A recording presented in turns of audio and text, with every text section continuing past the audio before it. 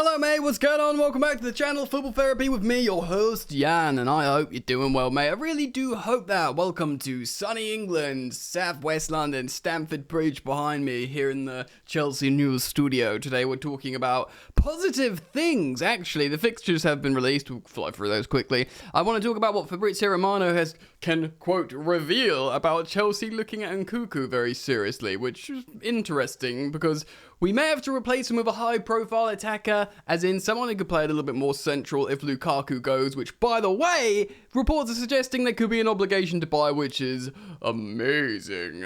Some other stuff as well I want to get into and cover. Koundé as well. Don't worry about Koundé. We're going to talk about Koundé. Thank you for joining me. Please do consider dropping a like. Helps me out a lot. Yeah, this is what you do for your to support your content creators. You drop like and you subscribe. And if you subscribe, hit the all-important bell notifications icon. Right, there is a lot to get into today. So let's start off with the fixtures quickly. They've been released by the Premier League and indeed Chelsea. Bang! Here they are. Shall I try and stay in frame? No. So, for straight up narrative, the first game is away at Super Frankie Lampard's Everton. There you go. So I hate that.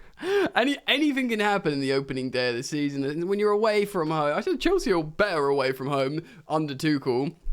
But when you are away and there's the Lampard narrative and the potential revitalization of Everton, like, we're not going to be in a relegato fight this season, mate. We're going to, make a statement against Chelsea. I'm just terrified. And then we've got Spurs at home straight away. Dirty Leeds, Leicester and Southampton. So the first three games are pretty high-octane narrative to a degree, Chelsea versus Leeds. What is a real positive thing here is the November-December.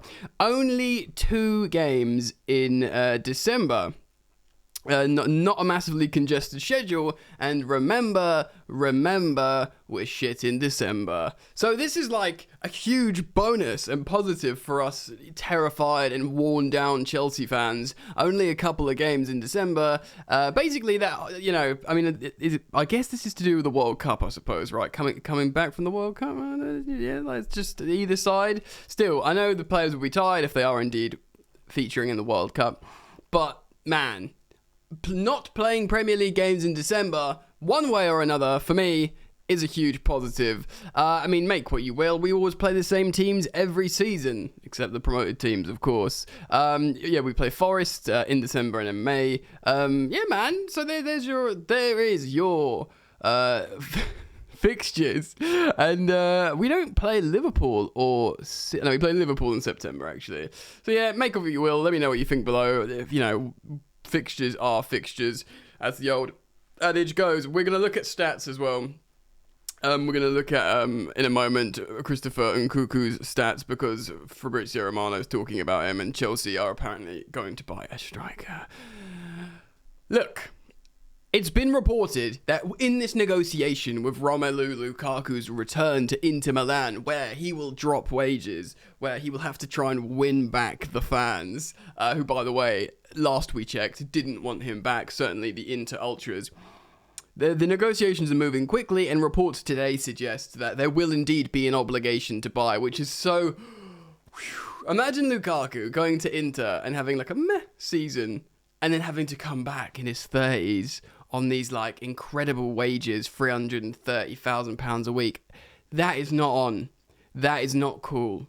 That is not okay. So Chelsea are really, really obviously protecting their future here. And even if they give into like a slightly favourable deal because of the situation, because of a state of desperation we and Lukaku are in as a club and player respectively, Chelsea is still saying, look mate, there is no way this Breda is coming back after a season on loan with you guys. You gotta buy him. Maybe, and this is not a report, this is speculation entirely. Maybe there's like performance-based elements of his loan that will dictate a transfer fee. Again, absolutely nothing in that. I'm pulling that out of my, behind in the air. I'm just wondering, maybe this kind of stuff is done in negotiations. Like, all right, if he scores over 20 Serie A goals, you got to pay, I don't know, 60 million euros for him. If he doesn't, you got to pay 50, I don't know.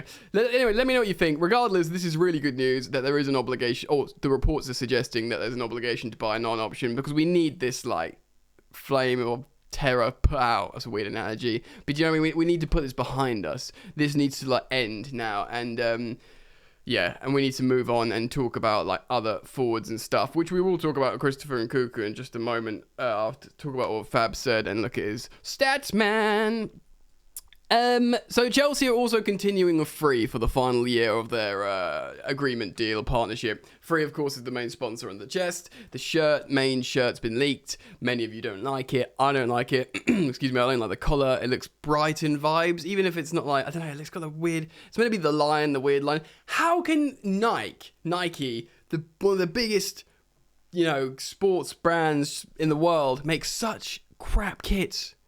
Like, I know Jordan are like part of Nike and they make really nice kits for PSG. You know, there are other nice kits out there. There's a lot in Serie A and there and that. We keep getting like awful kits. Is there just some weird meme going on? A weird joke that we're all missing? Because I know this is such a, you know, basic thing to say, but it's true. There's so many talented, like, you know, young and not young designers that you see online that, you know, design their own Chelsea kits with amazing color schemes, like simple, sleek, amazing contrast, and just look sexy and lovely. And you're like, oh, imagine if, you know, the multi-billion-dollar company Nike could do what, you know, John is doing in his bedroom. But no, they make absolute crap. It literally blows my mind. It's like there's a peculiar joke that we've all missed. Anyway, we're keeping Free as a sponsor on the chest for one more year. I think we'll definitely renegotiate afterwards, because I think the deal we actually got with Free was pretty good. I think Marina Granovskaya negotiated that and we get decent money out of it, and it would be silly to end it now. It's one less thing to try and do weeks before the Premier League starts for Todd Boehly and Clear Lake, etc. They will look to get their own sponsor in for, you know, before the renewal of Free, which is next. They probably won't renew with Free next summer. They'll have ample time by then to scout their own sponsor. It will be something American, I'm almost certain of that. I know that's, you know, pretty simple thinking, American owners, American sponsor, but often that's how it works. So yeah, I think they probably will, and hopefully one that expands the market into USA, because that's what you want. You want Chelsea to gain a bigger brand exposure, you know, more money, better, more championships, in the words of Todd Boehly. And yeah, man, so we'll see what happens there, and we'll almost certainly get a new sponsor negotiated for next campaign, not this one coming. Right, a lot of you guys have been really concerned, understandably, about the Jules Koundé Barcelona story. Maybe not that many of you, because Barcelona are flat broke, and they're looking at free transfers, if not cheap alternatives. Alonso, Azpilicueta, they're looking for Chelsea players, essentially, and people thought, oh, they're looking at Chelsea targets as well in Jules Koundé, who of course has performed really well in La Liga. Barcelona will know all about Jules Koundé, who's of course having that surgery that Chelsea are reportedly fine with and knew about, by the way. And that he will, you know, he could potentially be going to Barcelona instead. And Nazar Kinsella of Goal.com has reported that there's nothing standing in the way between Chelsea, Koundé coming to Chelsea, except the agreement of a fee between the two clubs, which essentially that pours cold water on the story of he might choose to go to Barca. Apparently, no, he's agreed a 5-year deal with Chelsea last year. There's no problem with the contract, the agreement. He speaks to a couple of Chelsea players already. He wants to come to Chelsea. There's, of course, Barcelona will always throw a spanner in the works, as will Real Madrid. But in this sense, by all accounts, and certainly by Nazar's reports, suggests that there is no issue with that. Chelsea and Sevilla just need to agree a final fee for the transfer. I think it'll be around £50 million, and we need to just accept that and move on. Maybe there's some final complex details about how the deal is structured, when the payments are made, is there any bonuses, is there a sell-on fee, etc, etc, etc. So there's lots of things to consider, but by all accounts, the deal is done. The contract agreement is done, and we just need a fee agreed. Let's move on then and talk about the sexy part of the pitch, which is the front end. Weird thing for me to say. Goals! So, caught offside. Fabrizio Romano writing for them, referencing what's going on for Chelsea. So I'm going to read it a little bit before because he's talking about Gabriel Jesus and Arsenal. So this is a Chelsea channel, but he moves on to Chelsea very shortly. You listen. Gabriel Jesus is still the main target for Arsenal, of course, being linked with Chelsea as well. As of today, although Chelsea, of course, have something Arsenal don't in Champions League football. In the next few hours, there will be contacts, to understand if they can reach an agreement to move on other targets. There's not only Gabriel Jesus for Arsenal, who will leave Man City 100%, which of course is of interest to Chelsea. He's a top player and he wants to start matches, and it's not too surprising to see him take time to decide over his future. In terms of alternatives, I'm aware there's been a lot of speculation about Arsenal being one of the clubs chasing a deal for Christopher Nkunku. And of course, Nkunku's had an insane season and is playing very well for France. He does not look out of place at all in a front three with Karim Benzema and Kylian Mbappe, by the way, which is high praise, of course. I've always been adamant that RB Leipzig are determined not to sell, so it's not so easy for Arsenal. So far, Leipzig have not received any offers from the Gunners for Christopher Nkunku, but I can revealing that Chelsea have been following him for some time. Okay, the price is over 100 million euros because Leipzig want to keep him at all costs, and they could even offer him a new contract this summer, of course. But of course, Chelsea have problems up front with Romelu Lukaku, which of course, Chelsea are looking to loan him back to Inter with an obligation to buy, which means Lukaku is out of the equation, and there is potentially a slot there for a high-profile forward to come in that costs a decent amount, a large chunk of money. Yeah. So the price is 100 million, and they want to keep him at all costs. Chelsea have problems with Romelu Lukaku. So it's not surprising Nkunku could be seen as a replacement, but that's it for now. So the way I think this is interesting because it's the way Fabrizio and I can reveal Chelsea are looking at him. And Chelsea will be an alluring profile of club for Christopher Nkunku. Especially if, French teammate N'Golo Kante is there, French teammate Jules Koundé is there. Do you know what I mean? Maybe, of course, it always helps that Thomas Tuchel can speak fluent French. Get inside his head. Although Christopher Nkunku could probably speak German as well. Chelsea have a relationship with Leipzig of sorts. I don't know how good it is after signing Timo Werner. And yes, you're right to have Christopher Nkunku concerns.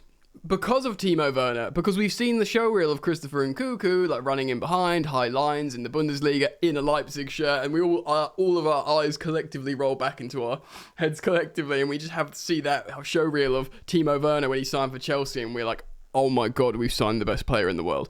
Now, Timo's been useful for Chelsea, I'm not going to want these people to slag him off, but in terms of goal scoring, I'm scarred, man. He is more technically gifted than Timo Werner, which is important to say. And let's look at his scouting report. Bing! On FPref.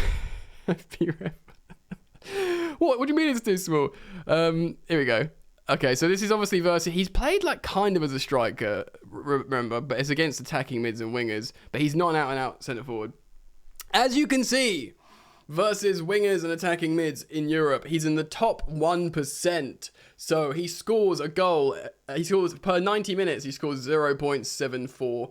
He scores 3/4 of a goal every 90 minutes, which is good. So he obviously takes penalties as well because non-penalty goals is 0.69. All in the 1% percentile, the 99th percentile.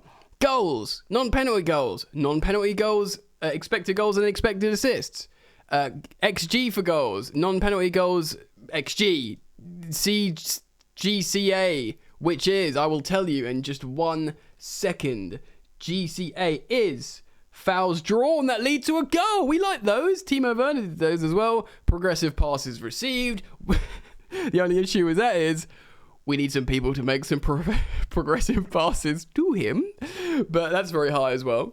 He wins a lot of and then also in the 99th percentile, so in the top 1%, penalty kicks 1. So he's an absolute nuisance in the box, causing all kinds of problem. And then really good for goals and shots, non-penalty expected goals, shots on target, Shots on target over basically 51%, which is very good conversion rate. And like, yeah, he's not gonna have that much joy in the Premier League, but he's young. Christopher Nkunku, how old is he? He's 24, so he's not that young. He's like in the sweet spot, kind of like how Timo Werner was. 24. He's right-footed. He's 91% right-footed, but that's no problem.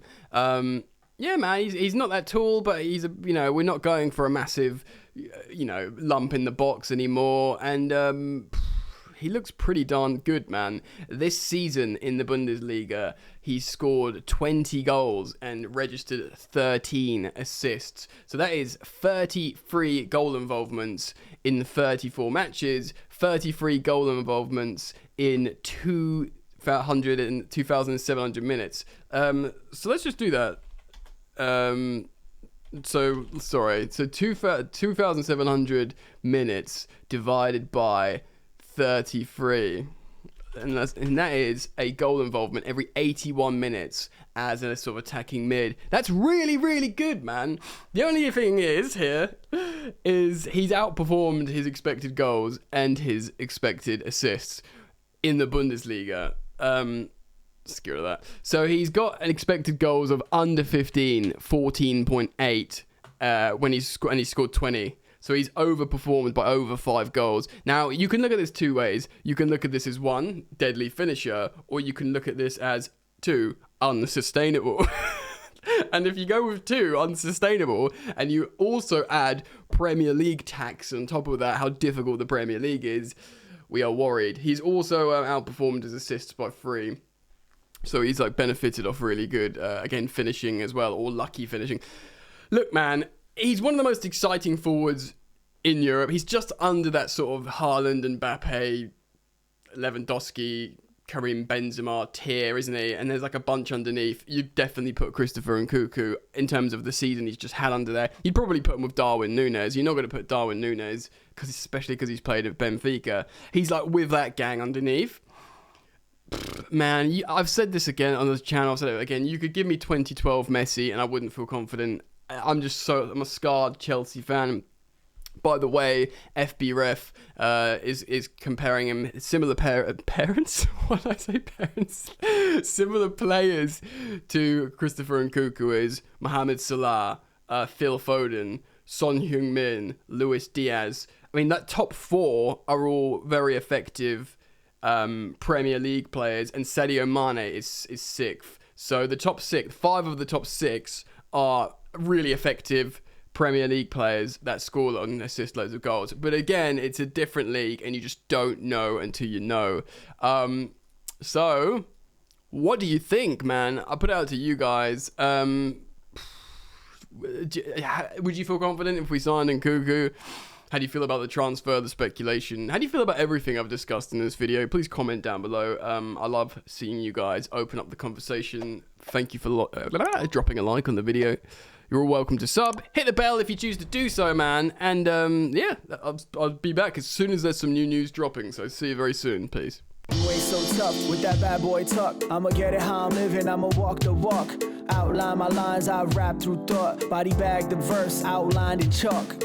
In my life seen trouble, hustle on the double. Silence on the trigger like my pick got a muzzle. Yo, chick like to guzzle, bad boy stay in trouble. I only love this paper, sorry I don't. I laugh me, baby.